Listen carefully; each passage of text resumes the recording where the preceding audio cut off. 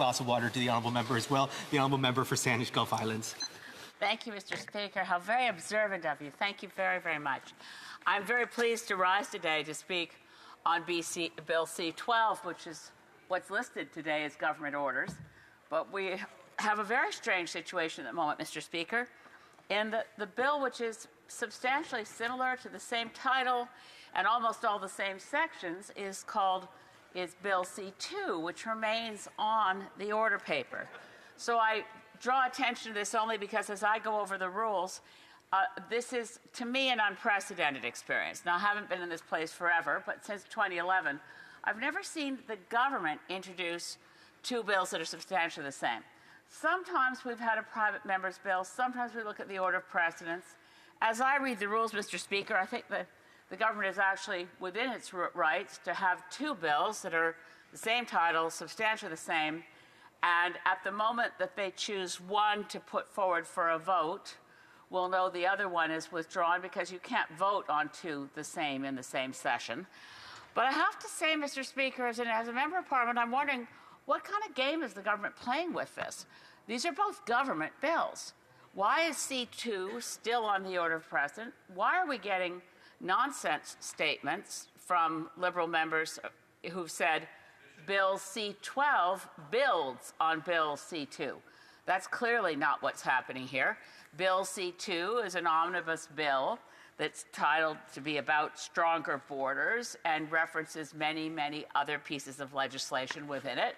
Bill C-12 does the same with, as some of my honourable colleagues have already mentioned, some members from the Conservative Party noted, that what's been removed are the parts that were the most obviously egregious, the idea that the Canada Post Act has to be changed under Bill C-2, not in Bill C-12, to allow people to open our mail in case that there might be controlled substances, or the parts that allow information from our internet accounts to be accessed and shared. This is a source of real concern for Canadians coast to coast. So Bill C-2 is an omnibus bill touching 10 different bills. Bill C-12, I think it's down to 8 now, different bills. It changes the Customs Act, Controlled Drugs and Substances Act, the Oceans Act, Department of Citizenship and Immigration Act, Immigration Refugee Protection Act, as well as Refugee Protection and the Maintenance of the Sexual Offenders Act, the Proceeds of Crime and Money Laundering. I haven't read all of them into the record, but omnibus bills are a problem. And omnibus bills are a problem because when you deal with subjects that may be somewhat related, thank you, bills that are somewhat related, but are sufficiently different that they should be studied separately. They shouldn't be all put together and called an omnibus bill. Well, in this case, Omnibus Bill C-2 attracted omnibus opposition. A broad coalition of civil society organizations, over 200 in fact, put together a demand to this Parliament before we resumed in September, because the original Bill C-2 was tabled in the spring, and attracted concern from civil liberties organizations, refugee protection group, migrant protection organizations. I can just mention some of the groups by name that specifically, over 300 organizations called for C-2 to be withdrawn, including the Canadian Labour Congress, the United Church of Canada, the Migrant Rights Network, the Canadian Council for Refugees, Amnesty International, Open Media, Action Canada for Sexual Health and Rights, the Climate Action Network Canada, the Refugee Lawyers Association, the Canadian Muslim Lawyers Association, called for a full withdrawal of Bill C-2. I haven't read all the groups' names into the record. Now we have C-12. Have these groups said, oh, well, all right then, the government's heard our concerns. Obviously, C-2 is going to be withdrawn. No, C-2 is still, as I mentioned, on the order paper. But more than that, the parts that C-2, that are missing in C-12 that were in C-2, don't make, removing them does not make C-12 acceptable. Now, I'm going to quote from Matt Hatfield, Executive Director of Open Media. one of the many civil society organizations concerned about this bill from the position concern for privacy rights and other aspects of the way C-12 is still offensive. Quote, says Matt Hatfield, "The story of this legislative package is the same today as it was on day one of C-2's introduction. It's about pleasing President Trump," close quote. Now, like the preceding speaker from Niagara, my riding is also a border riding. Saanich Gulf Islands is right on the Salish Sea, which is a shared ecological region with Washington State. The Gulf Islands referenced in the title of my riding, Saanich Gulf Islands, are close relatives, one might say, to the San Juans. Same ecosystem.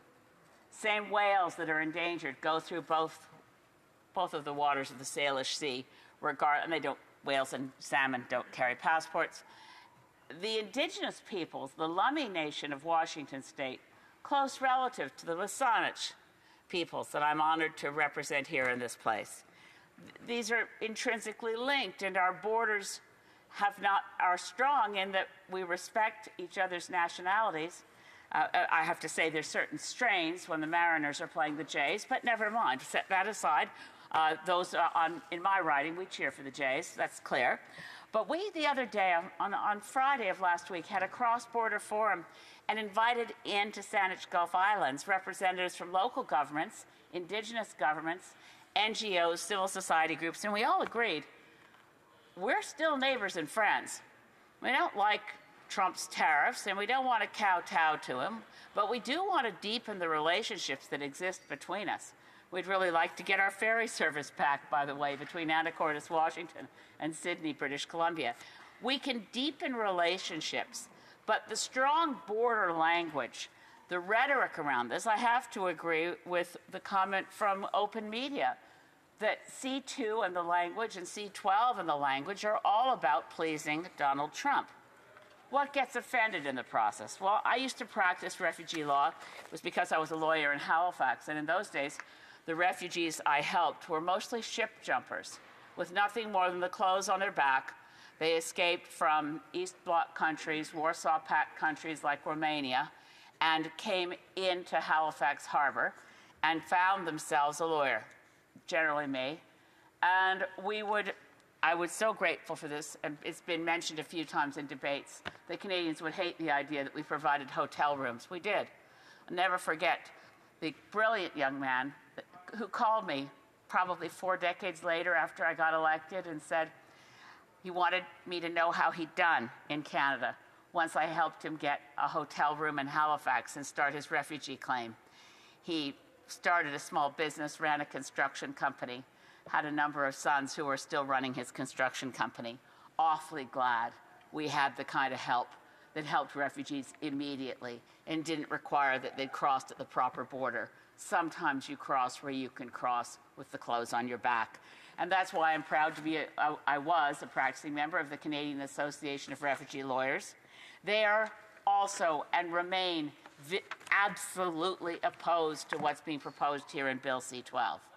But back to the fact that it's an omnibus bill, that means it's not going to go to the Committee on Immigration and Refugee for a proper study with enough witnesses, experts to be brought to bear to say, this is what's wrong with this, this is how we might fix it. The Green Party still maintains that these aren't fixable, that both Bill C-2 and Bill C-12 should be withdrawn immediately.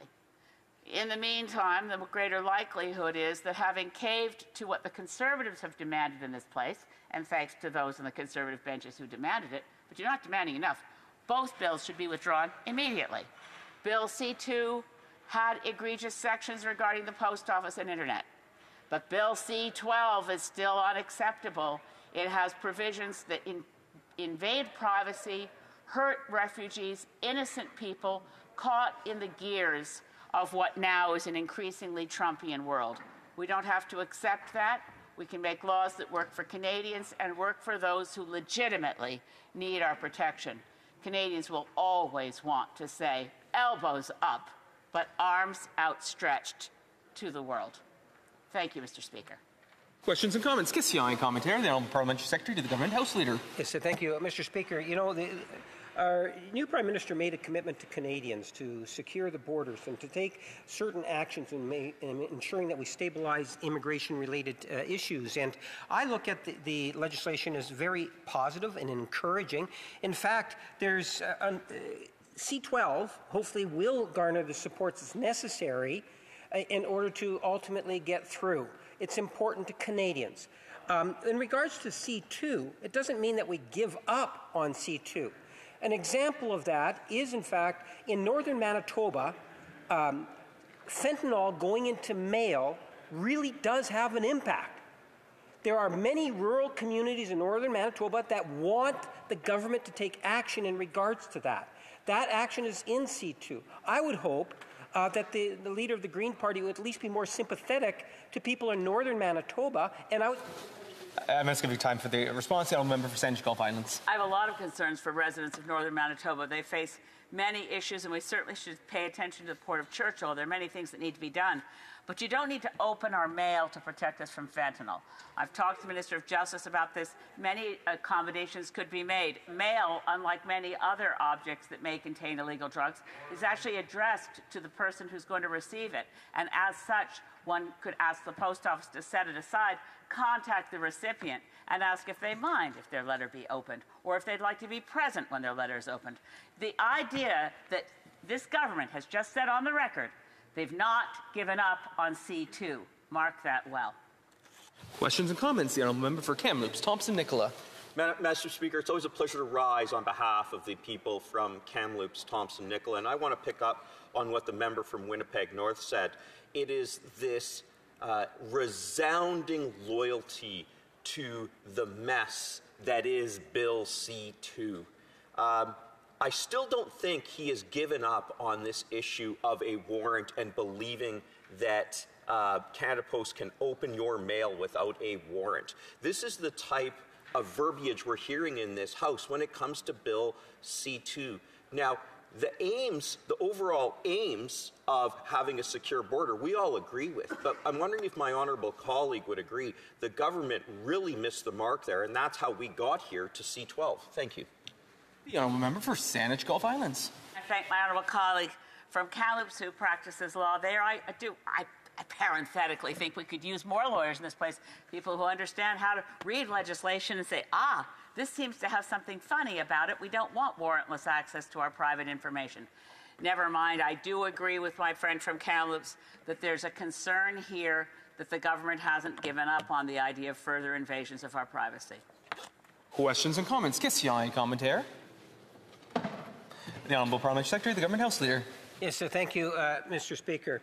I can appreciate that the Green Party, through the leader, have indicated that they will not be supporting Bill C-12. I'm wondering if she could provide her thoughts in regards to the Prime Minister's commitments to build upon our border control officers and our CMP by 1,000 personnel in each area. Does she believe that that is a positive thing? The Honourable Member for Sandwich Gulf Islands. And I thank my honourable friend, the Deputy House Leader. Yes, we certainly support the CBSA. We've felt for some time that to the extent that our border was in any way porous, it was the risk not of fentanyl, as Mr. Trump seems to believe, coming from Canada into the U.S., but rather the opposite of other drugs particularly, and precursors of other drugs, and illegal weapons coming from the U.S. into Canada. CBSA officers need to have the ability to have the time and be fully resourced to inspect things as they come to our border. But I do express concern briefly that the RCMP officers that we are hiring, we need to look at the Mass Casualty Commission report, which recommended that our RCMP officers need more training. 26 weeks is not enough. The Mass Casualty Commission recommended a 3-year course to ensure that the RCMP are adequately trained to do the very challenging job they have in front of them.